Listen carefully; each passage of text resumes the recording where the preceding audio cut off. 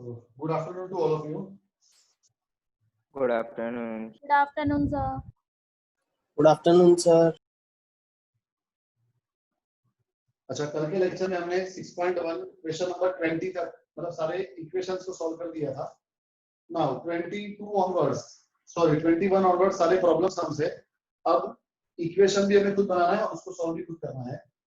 तो चलो ध्यान यहाँ पे, सम नंबर 21 क्या दिया देखो। Ravi obtained 70 marks and 75 marks in first 2 unit test। पहले 2 यूनिट टेस्ट के मार्क्स हमने को दिए। Marks obtained by Ravi in first unit test, how much? 70 marks.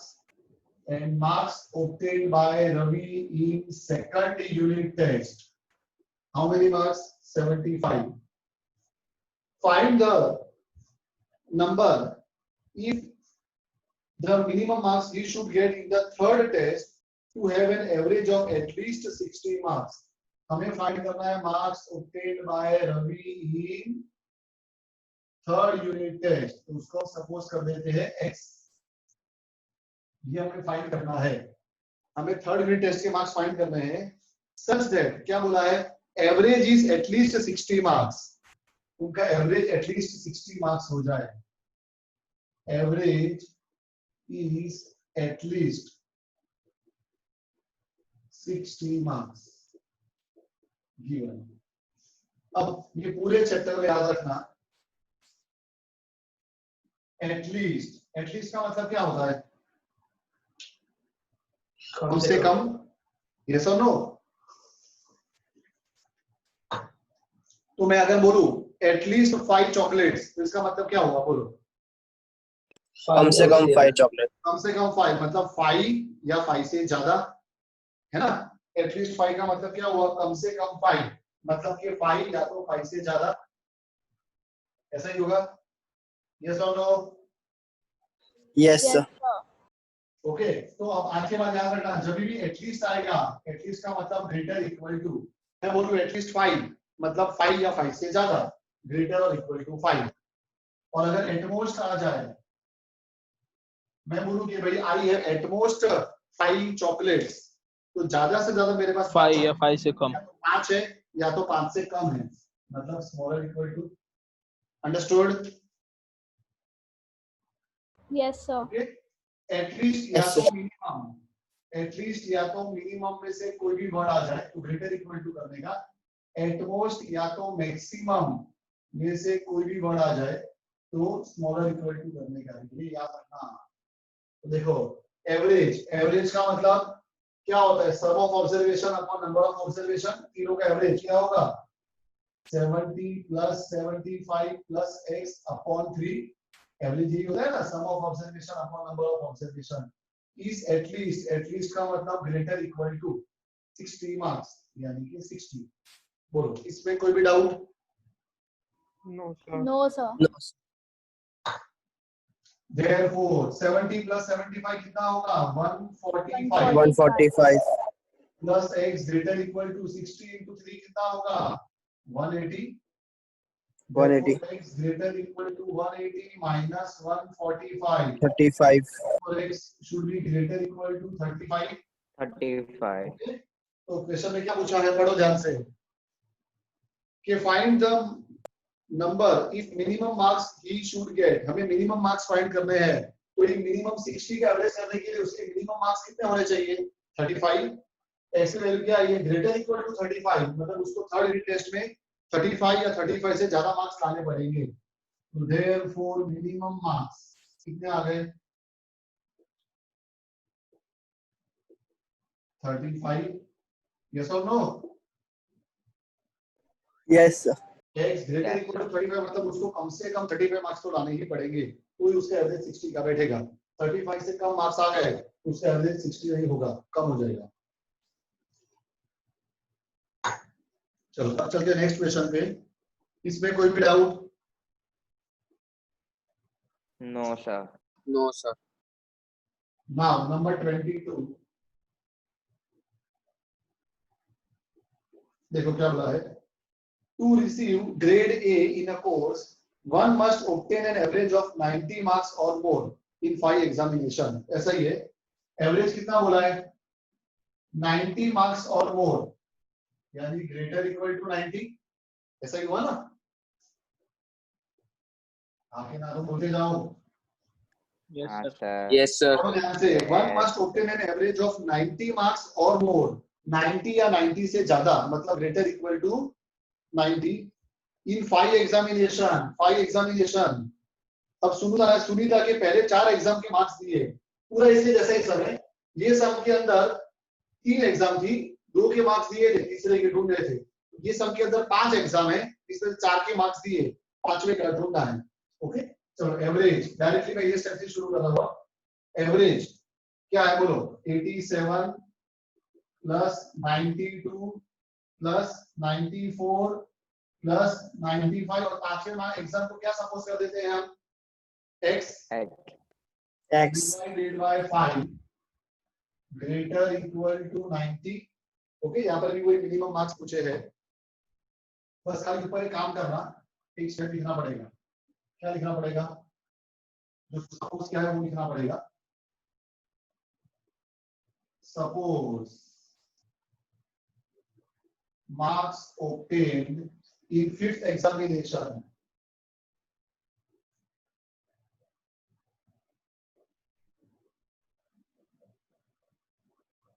equal to x। बस अब बराबर। Now average is given greater equal to 90। करो, चारों को प्लस करो, कितना होता है बोलो, 368. 368 plus x greater equal to 90 into 5 450। 450. तो राइट साइड पे ले जाओ, बोलो x greater equal to कितना आएगा,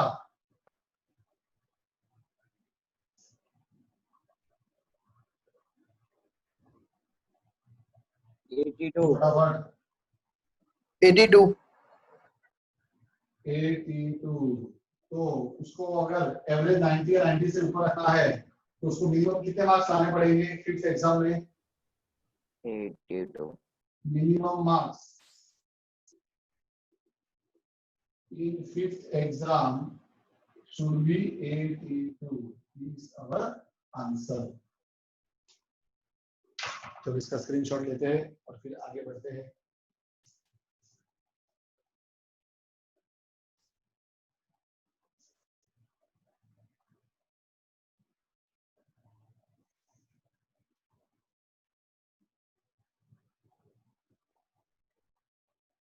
विघ्नेश आया कि नहीं आया,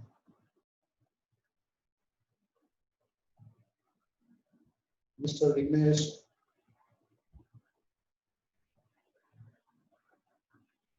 सर नहीं है, नहीं है ना, नहीं है। वो लेट आता है, रोज ऐसा करता है, रुको सर बुलाता हूँ। बहुत देर के बाद आया था।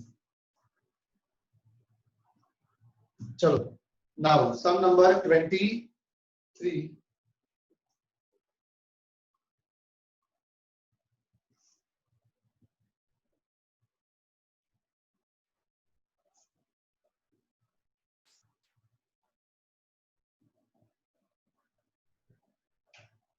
एक कर ना, थोड़ी चाय ठंडी हो जाएगी, चाय पी लेता हूँ, फिर चालू करो।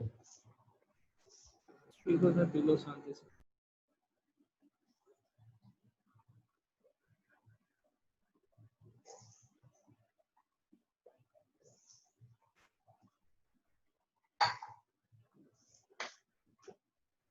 वन नंबर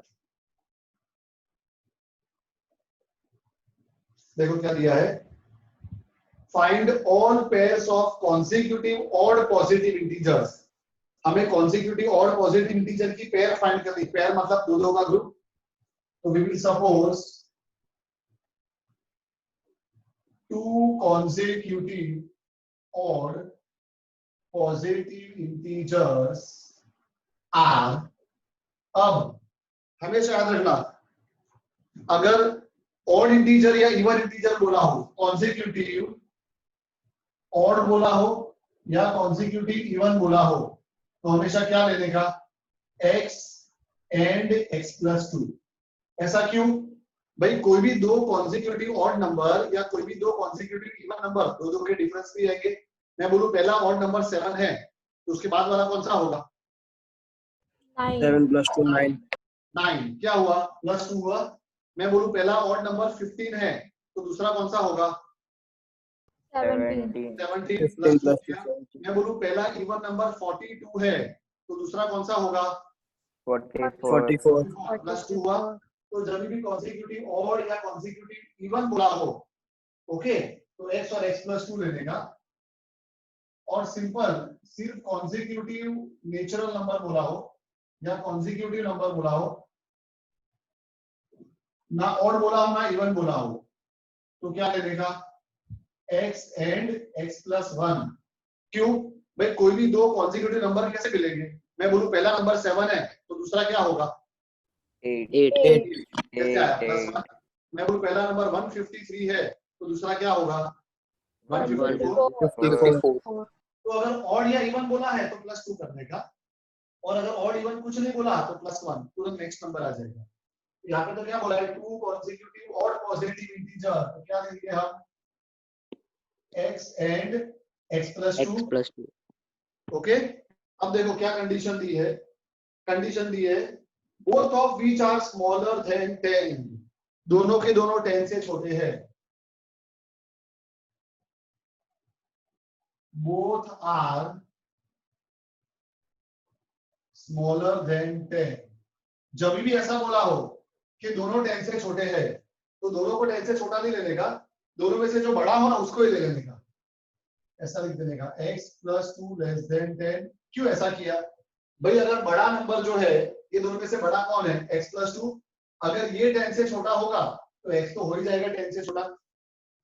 यस और no? yes Yes, sir. sir. Equation में जब ऐसा बोला हो Yes. 10 कि दोनों नंबर 10 से छोटे हैं तो दोनों को अलग अलग मत लो। सिंपल लॉजिक है, बड़े वाले को < 10 ले लो ना। ये बड़ा वाला नंबर जब 10 से छोटा है तो ये तो अपने आप 10 से छोटा हो ही जाएगा। यस और नो?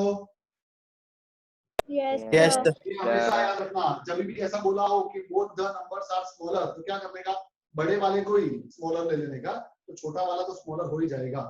ओके, तो इसके ऊपर से x क्या आ जाएगा? <8, रिजल्ट 1। अब एक और कंडीशन अपने को दी है, क्या बोला है?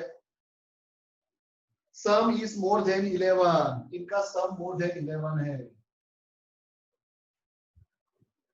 सम इज मोर देन 11, ये दोनों का एडिशन मोर देन 11 है। x + 2, मोर देन मतलब greater than 11, 2x greater than 9, 2 right side पे आ जाएगा, 11 - 2 9, and therefore x greater then 9/2, यानी कि x is greater than 5 from 1 and 2। क्या क्या पॉसिबिलिटी है बोलो? x की वैल्यू 4.5 से बड़ी होनी चाहिए और 8 से छोटी होनी चाहिए और ऑड नंबर होना चाहिए, तो बोलो क्या आएगा? 5 and 7. x = 5 और x = 7। जब x 5 होगा, बराबर, जब x 5 होगा तो x + 2 कितना हो जाएगा? 7. 7। और जब x 7 होगा तो x + 2 कितना हो जाएगा? 9।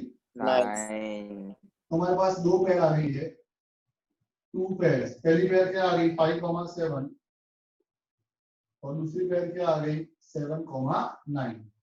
ओके, अब देख लो दोनों कंडीशन सेटिस्फाई हो रही। पहली कंडीशन थी both the numbers are smaller than 10, तो देखो ये दोनों नंबर 10 से छोटे ही है। दूसरा, सम इज मोर देन 11, दोनों का सम 11 से ज्यादा होना चाहिए। 5 + 7 12, 9 + 7 16। ओके, दोनों कंडीशन सेटिस्फाई हो गई, ये अपना answer. Any doubt? No, sir.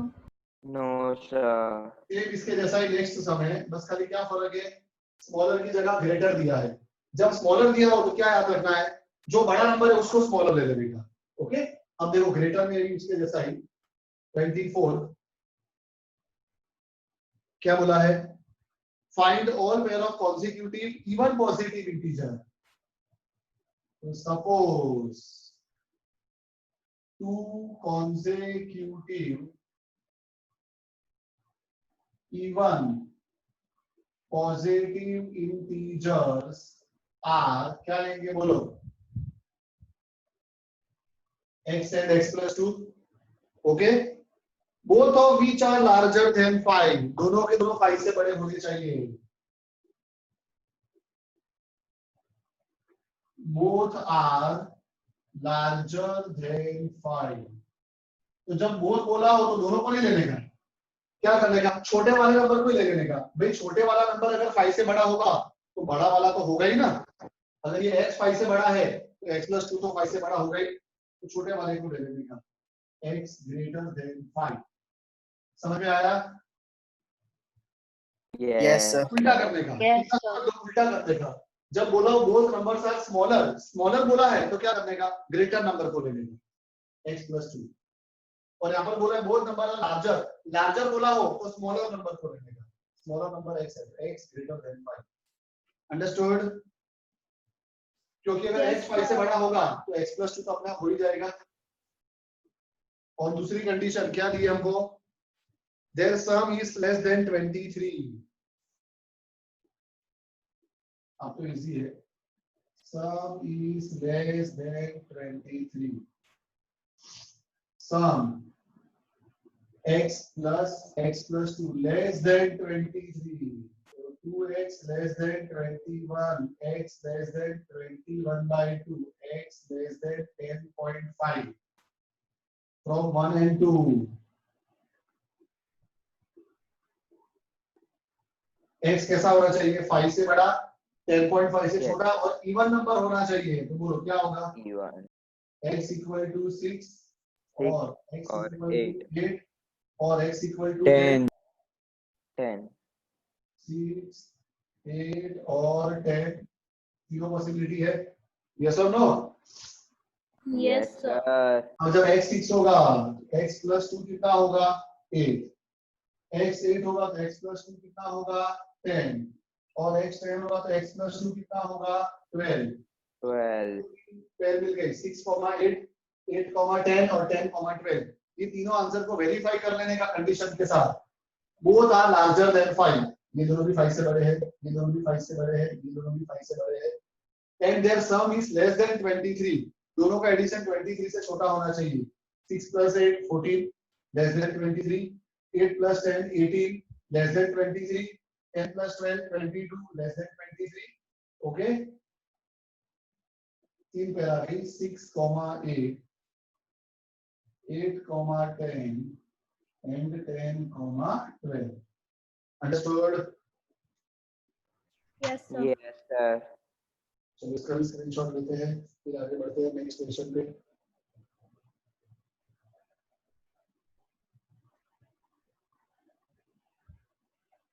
बहुत इजी चैप्टर है ये, और सेम ऐसा ही चैप्टर 12th में वापस आता है, वो भी बहुत इजी होता है और बहुत छोटा होता है. चलो नेक्स्ट क्वेश्चन पे चलते हैं.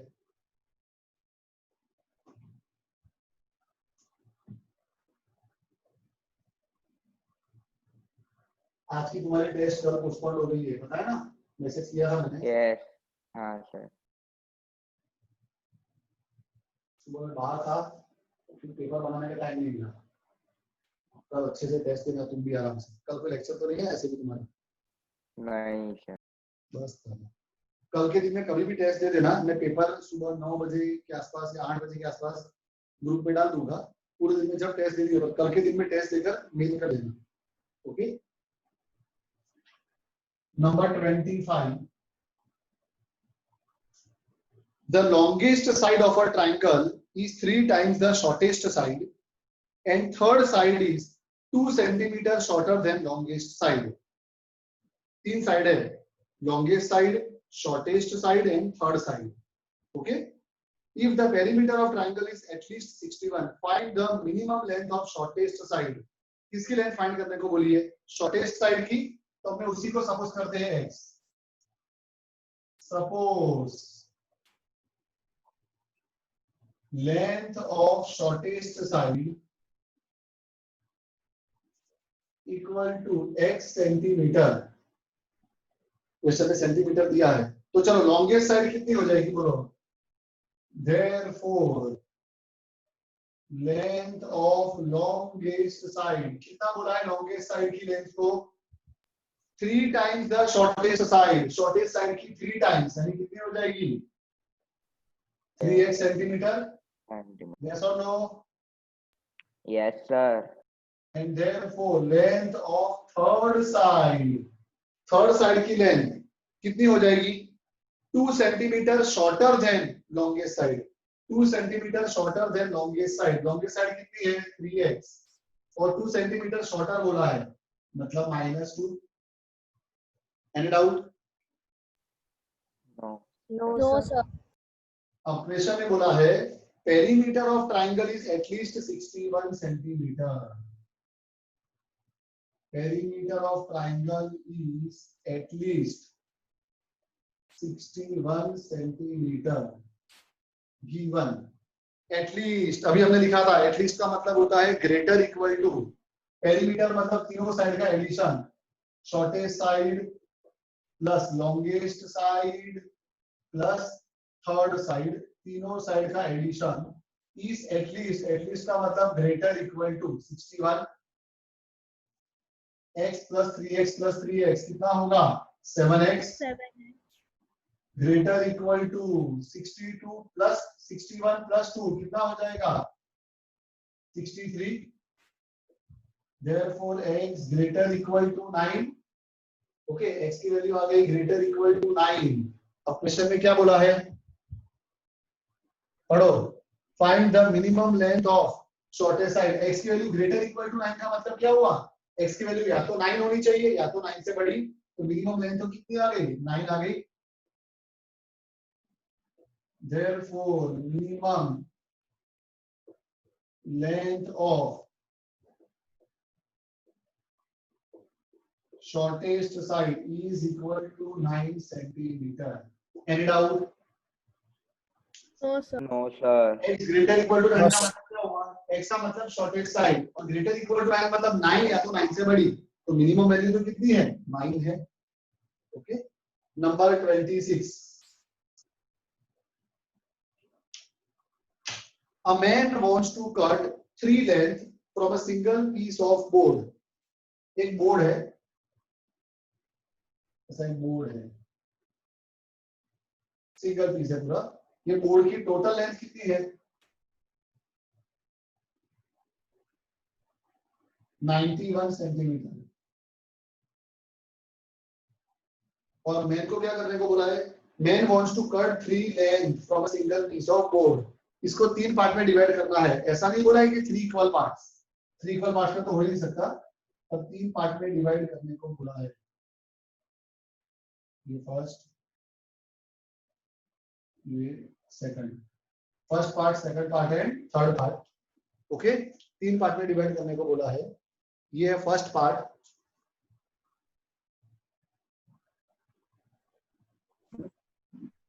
ये है सेकंड पार्ट और ये है थर्ड पार्ट. ओके, अब क्या लिखा है पढ़ो ध्यान से. The second length is 3 centimeter longer than shortest and third length, ये second length, ये third length और इसको shortest बोल दिया फर्स्ट पार्ट को. Okay, what are the possible length of shortest mode? shortest mode का मतलब फर्स्ट पार्ट. तो मैं सपोज करते, suppose length of first part जिसको अपने बोलते हैं shortest equal to x centimetre. तो therefore length of second part क्या हो जाएगा? बोलो क्या दिया लेंथ ऑफ सेकंड पार्ट हमको? The second part is 3 centimetre longer than the shortest. Shortest से 3 सेंटीमीटर लॉन्गर है, मतलब x plus 3 centimetre. And length of third part, third part के बारे में क्या बोला है? And the third length is twice as long as shortest. Shortest का twice है, मतलब 2x centimetre. Any doubt? No, sir. No, sir. No, sir. अब देखो, एक कंडीशन तो अपने खुद ले लेंगे कि ये तीनों पार्ट को प्लस भी कर दे, ये तीनों टुकड़ों को प्लस भी कर दे, तो इसकी लेंथ मैक्सिमम कितनी होगी? 91 91 91 से बड़ी हो सकती है 91. नो नो, है ना? तो अपने ऐसा लिख सकते हैं, ये क्वेश्चन में दिया नहीं है, but sum of all three parts will be smaller than or equal to 91. This is not given. ये हमने सिंपल खुद बना दिया, लॉजिक है सिंपल कि भाई 91 सेंटीमीटर का जो बोर्ड है उसी को तोड़ के तीन पार्ट बना रहे हैं, तो तीनों पार्ट को प्लस कर भी दोगे तो मैक्सिमम उनकी लेंथ कितनी होगी 91, तो 91 या उससे छोटी। ओके, चलो शॉर्टेस्ट पार्ट है x, उसके बाद x प्लस 3 और उसके बाद 2x स्मॉलर इक्वल टू 91, कितना होगा 2x plus x plus x 4x smaller equal to 87 plus 3 right में आ जाएगा, therefore x smaller equal to 87 upon 4। बोलो x कितना आएगा 20 21 बोलो सर 88 आएगा वहाँ पे। 88 आएगा। ओके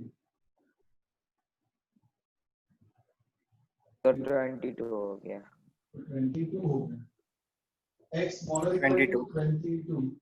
अब एक और कंडीशन भी दी होनी चाहिए, ये तो खाली स्मॉलर इक्वल टू आया, तो देखो कंडीशन दी है, what are the possible length of shortest body third piece या थर्ड पार्ट जो भी ना हो is to be at least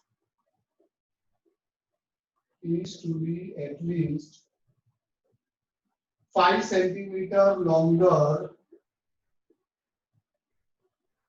than the second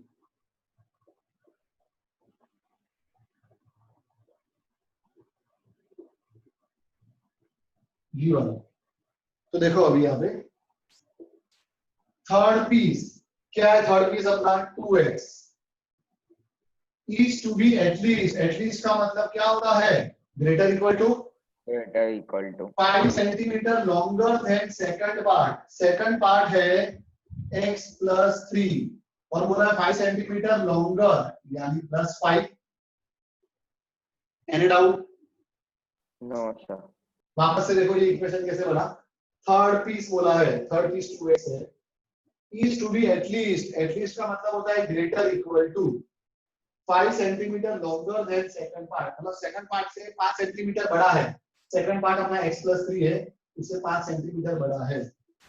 x को लेफ्ट साइड पे ले लो, x greater equal to 8, x की वैल्यू मतलब जो शॉर्टेस्ट पार्ट है वो 8 से बड़ा है और 22 से छोटा है। ओके, तो क्वेश्चन में क्या पूछा था, what are the possible length of shortest side, तो क्या लिखोगे answer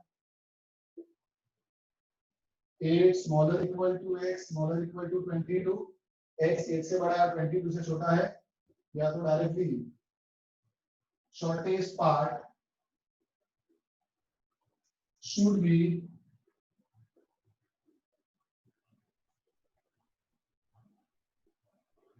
more than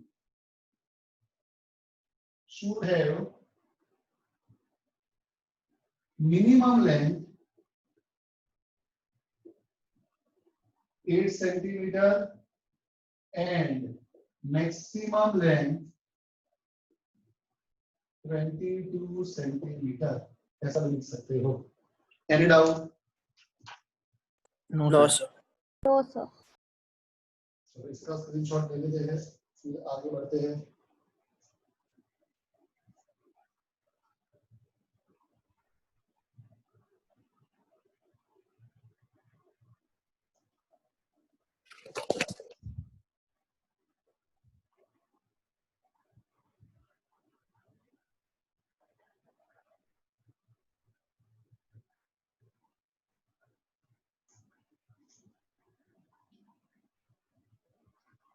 Okay, with this we have completed our first exercise। पहली एक्सरसाइज के अंदर हमने देखा कि हमारे जितने भी इक्वालिटी के सम्स है, जितने भी सम्स है पूरी एक्सरसाइज के अंदर सिर्फ एक ही वेरिएबल था x, वहां आया कहीं पर भी? No sir. No. Our first exercise was based on linear equality in one variable only x। पूरे एक्सरसाइज देखो कहीं पर भी y तुमको नहीं मिलेगा, एक ही वेरिएबल है x। ओके, अब हम देखने जा रहे हैं linear inequality in two two variables, मतलब अब x आएगा और साथ में y भी आएगा। जैसे अपने 10th में करते थे ना linear equation in two variables, वैसे ही करना है। अब x और y दोनों आएंगे।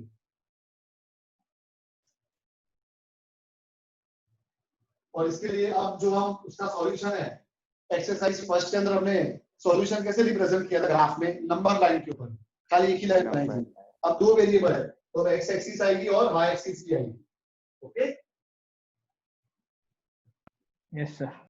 सर मीटिंग एंड करके वापस स्टार्ट करो, 4 मिनट है। हाँ हाँ, मीटिंग एंड होगी तो वापस ज्वाइन होना है, कोई बात नहीं है, नहीं नहीं, वो बीच में रह जाएगा इसलिए। चलेगा उसमें। Linear equation in two linear inequalities.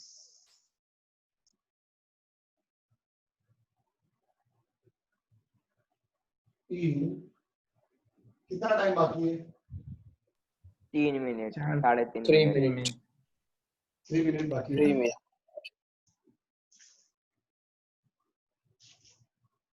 Sidhi exercise शुरू करनी है, कुछ है नहीं इसमें। चलो ध्यान यहाँ पे एक्सरसाइज 6.2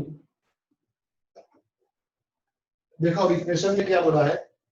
इक्वेशन में बोला है solve the following inequalities graphically. हमें ग्राफिकली इसको शो करना है, ओके, इन 2 डायमेंशनल प्लेन। चलो ब्रेक के बाद ही करते हैं, मीटिंग एंड करके वापस ज्वाइन हो फटाफट।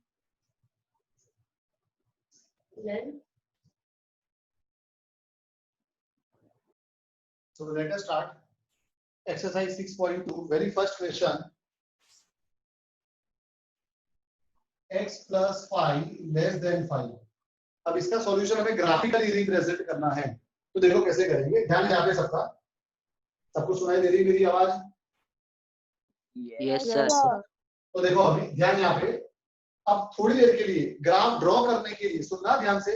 ये पूरा कॉन्सेप्ट वापस से 12th में आने वाला है। 12th के अंदर भी यही है, लीनियर इनइक्वालिटीज इन टू वेरिएबल्स। ओके तो ध्यान से देखो, पहले जब अपने ग्राफ बनाएंगे इसका, तो ग्राफ ड्रॉ करने के टाइम ये लेस देन को क्या मानने का, इक्वल टू। थोड़ी देर के लिए ये जो लेस देन की साइन दी है, इनइक्वालिटी की साइन, इनइक्वालिटी की साइन के ऊपर से हम शेडिंग करेंगे। क्या करेंगे? इनइक्वालिटी की साइन के ऊपर से हम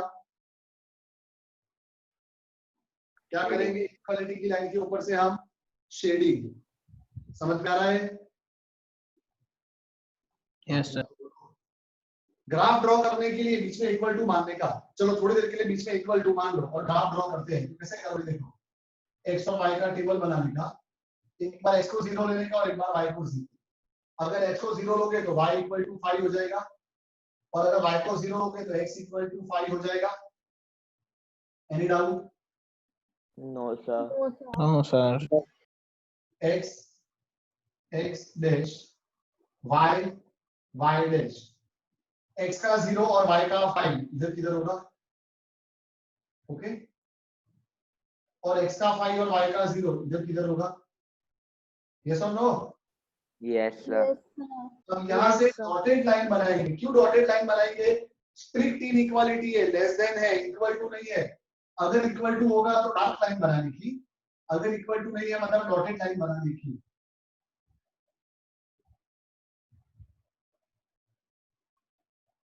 ओके, अब शेडिंग कहाँ करने का? तो x plus y less than 5, less than बोला है, लेस देन मतलब कहाँ पे शेडिंग आएगा? लेफ्ट साइड पे आ जाएगा। x plus y less than 5, less than मतलब शेडिंग कहाँ पे आएगा? लेफ्ट साइड पे। ये पूरा, ये इसका solution.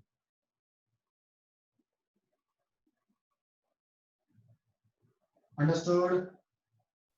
Yes sir. Yes sir. Line क्यों डॉटेड बनाई? क्योंकि स्ट्रिक्ट इनइक्वालिटी। अगर यहाँ पर इक्वल टू होता तो मैं लाइन पूरी डार्क बनाता, इन दोनों पॉइंट को भी डार्क कर देता। मैंने दोनों पॉइंट को खाली रखा है, खोखले है, फॉलो है, उसको मैंने भरा नहीं है। क्यों नहीं भरा है? क्योंकि स्ट्रिक्ट इनइक्वालिटी है। अगर इक्वल टू होता तो उसको स्लैक इनइक्वालिटी बोलते हैं, और जब इक्वल टू हो, इसकी लाइन हो, तो डार्क बनाने की लाइन, नहीं तो फिर डॉटेड। सेकंड, ऐसा क्यों क्यों डॉटेड बनाई?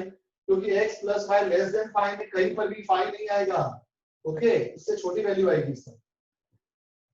समझ में आया सबको? Yes, yes sir. Sir.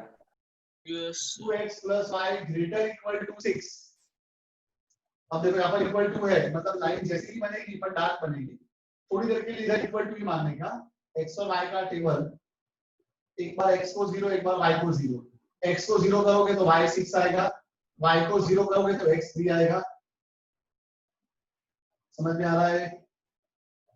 Yes Yes, sir. sir. X x dash y y dash, x का 0 और वाई का 6। अब तो डार्क कर सकते हैं, क्यों डार्क कर सकते हैं? तो इक्वल टू है, और एक्स का 3 वाई का 0। Black inequality. ओके, अब यहाँ से डार्क लाइन बनाएंगे हम। 2x plus y greater equal to 6, और शेडिंग कौन सी साइड पे करेंगे बोलो? राइट साइड बाहर की। ग्रेटर इक्वल टू है, राइट साइड पे करेंगे पूरा।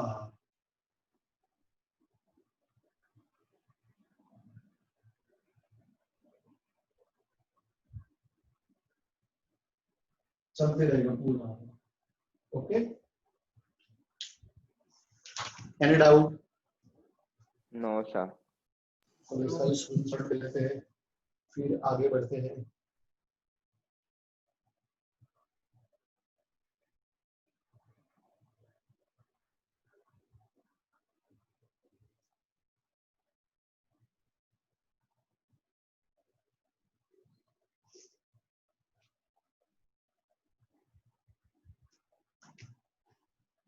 Now next question.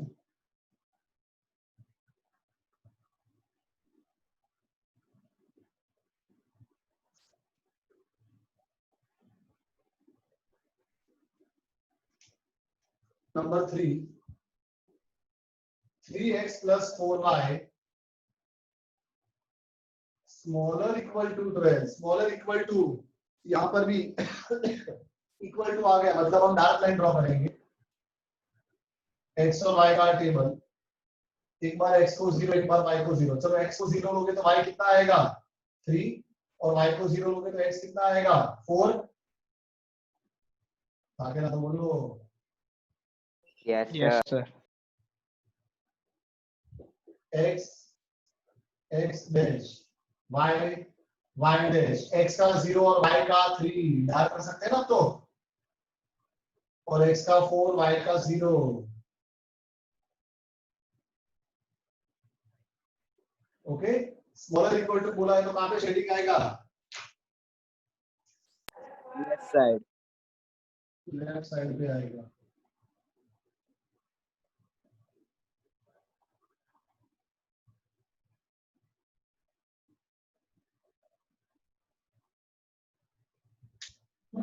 नेक्स्ट, अब बताओ कौन सा करूं? सब ऐसे ही टाइम पास वाले। सीधा मैं 7 नंबर पे जाता हूं, बीच वाले तुम करना 4 5 6। 7 में देखो क्या दिया है, -3x plus 2y greater equal to -6। भाई ये फर्स्ट टर्म नेगेटिव नहीं होना चाहिए, अच्छा नहीं लगता है। अच्छा लगता है तुमको पहला टर्म नेगेटिव हो, शुरुआती No, नेगेटिव sir. तो multiply the both side by हाँ, -1. तो multiply both the side by -1। और हमने कभी देखा था इनइक्वालिटी में, अगर हम जब भी -1 से मल्टीप्लाई करेंगे तो क्या होगा? Sign change sign change. Change. तो 3x minus 2y smaller equal to 6, अब थोड़ा अच्छा लग रहा है ना? Yes, sir.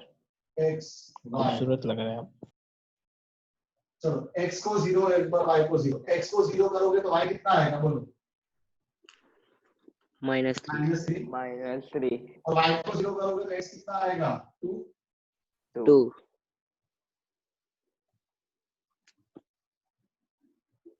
x x dash y y dash, x का अच्छा इधर भी इक्वल टू है, मतलब हम डार्क लाइन बनाएंगे और पॉइंट्स को भी डार्क करेंगे।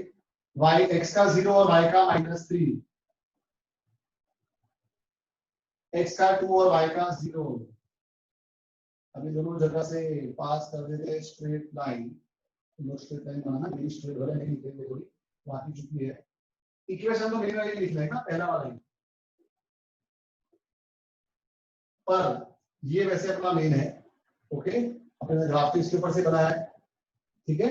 ये लिख दो या ये लिख दो, दोनों लिख दो ना, कंफ्यूजन ना हो।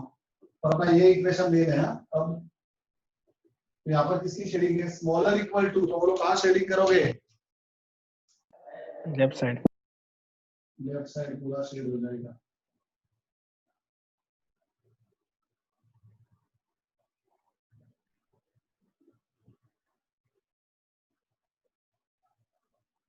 Any doubt? No sir. चलो इसका स्क्रीनशॉट ले लेते हैं और लास्ट के दो करते हैं 9 और 10। 8 कराओ, करवा देता हूँ। चलो 8 9 10 Around वो अकाउंट में आएगा तो तुम पूरा कंफ्यूज हो जाओगे। मैं करवा देता हूँ, कंफ्यूज होने की जरूरत तो नहीं है।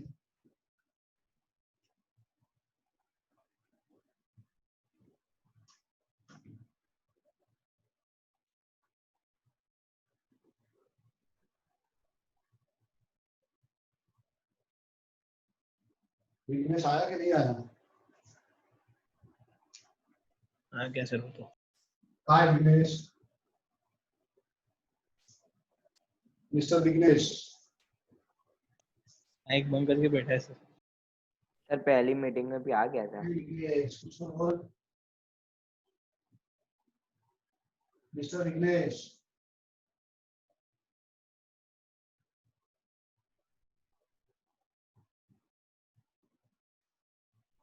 सो गया क्या विघ्नेश? लेक्चर वही चालू लग कर। रहा है सर, हाँ वही लग रहा है। एक तो लेट आता है, लेट आने के बाद लेक्चर चालू करके सो जाता है विघ्नेश। चलो अब इसको पहले सीधी तरह से लिखते हैं तो क्या होगा बोलो? -5x + 3y < 30। ओके, अब ये x के आगे नेगेटिव साइन अच्छी नहीं लगती मुझे, तुमको लगती हो कि ना लगती है? मुझे अच्छी नहीं लगती। 5x - 3y < -30, ये बन गया हमारा मेन इक्वेशन। अब तो आएगा ना x और y, एक बार x को 0 एक बार y को 0। x को 0 करोगे तो y कितना आएगा 10, And 0 करोगे तो x कितना आएगा -6। -6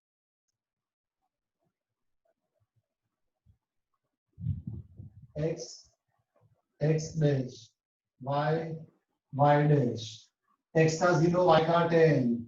इस बार हम डार्क नहीं कर सकते हैं, स्ट्रिक्ट इक्वालिटी है। और x का -6 y का 0। अब यहाँ से लाइन भी डॉटेड ही बनानी पड़ेगी।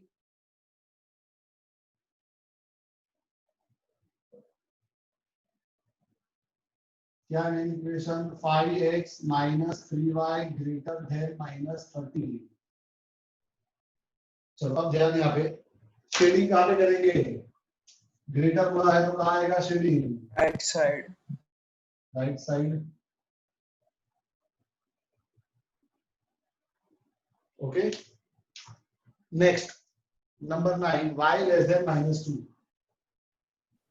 y < -2 इसका तो डायरेक्टली बनाने का देखो कैसे। एक चीज हमेशा याद रखना, ये तुमने बचपन में सीखी है, भूल गए होंगे।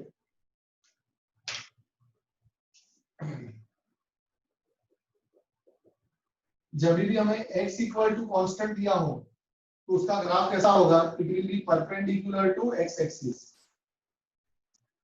और अगर y = कांस्टेंट दिया हो तो उसका ग्राफ कैसा होगा? Perpendicular to y axis. तो यहाँ पे देखो क्या है, y = -2, y = कांस्टेंट, तो y का -2 कहाँ पे होगा? इधर किधर होगा? बहुत पीछे ले लिया मैंने, इधर किधर होगा? और इक्वल टू नहीं है मतलब हमें डॉटेड ही बनाना पड़ेगा। और यहाँ से परपेंडिकुलर लाइन, तो देखो y एक्सिस को परपेंडिकुलर लाइन बन गई, perpendicular to y axis, y < -2। और लेस देन बोला है, लेस देन बोला तो शेडिंग क्या करने का? नीचे। मोर देन बोला होता तो ऊपर। पता चला सबको? Yes sir. Yes sir. Number 10, x < -3। Sir बोलो वो विघ्नेश का माइक काम नहीं कर रहा था, उसने अभी मेरे को बोला, इसलिए वो बोल नहीं सकता। क्या बेटा? विघ्नेश का माइक काम नहीं कर रहा था इसलिए वो अच्छा, नहीं बोल इसका रहा माइक था। काम नहीं कर रहा। हाँ, मुझे ऐसा डाउट तो लगा इसका हाँ। माइक काम नहीं कर रहा होगा। कोई बात नहीं विघ्नेश, बस मुझे इतना ही कहना है कि तू टाइम से आया कर, लेक्चर में लेट आ रहा है। अब x = -3 है, इसका ग्राफ कैसा होगा? परपेंडिकुलर टू x एक्सिस होगा। x की वैल्यू -3 कहाँ पे होगी? इधर किधर होगी? और मैथ नहीं कर सकते, स्ट्रिक्ट इनइक्वालिटी है। x ग्रेटर देन -3, ग्रेटर बोला है तो कहां शिफ्ट करने का, राइट साइड पे। ओके, अगर स्मॉलर होता तो लेफ्ट साइड पे करते।